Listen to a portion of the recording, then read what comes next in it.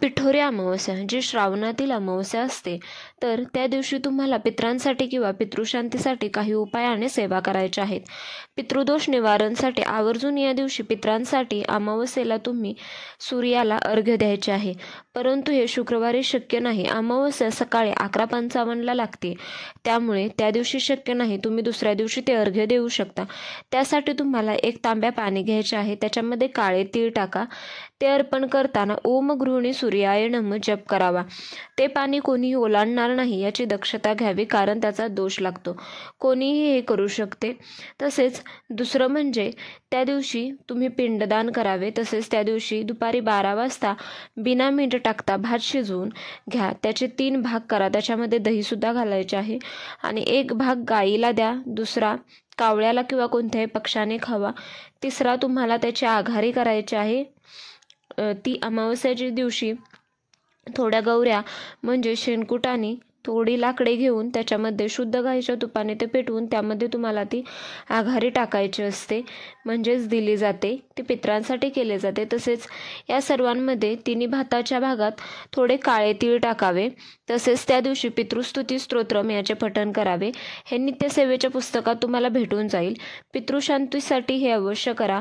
हे सूर्याला अर्घ्य दिल्यानंतर दक्षिण दिशेला बसून एकदाच पठण करा.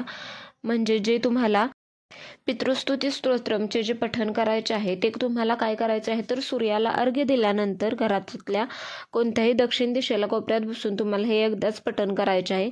घरात या दिवशी दान करण्यासाठी खूप महत्त्वाचा दिवस मानला जातो. गरजूंनाच दान करा. अवश्य या दिवशी काळे तीळ दान करा.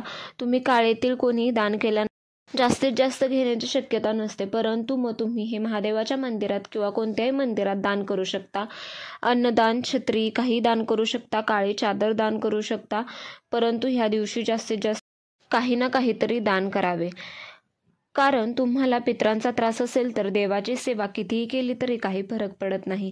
हे सर्व करताना हे मी सर्व पितरांसाठी करत आहे हे कायम मनात असावे. तसेच या दिवशी तुळशीचीही पूजा करावी.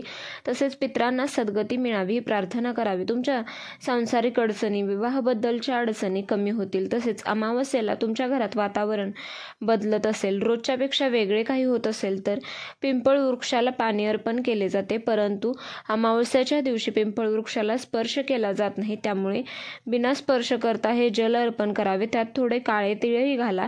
तसेच ओम नमो भगवते वासुदेवाय म्हणत 7 प्रदक्षिणा माराव्या. तसेच पितरांना सद्गती मिळू दे, सुख शांती मिळू दे अशी प्रार्थना करावी. अमावस्येचा दिवस पितरांचा तसेच त्यांच्या सेवेचा मानला जातो.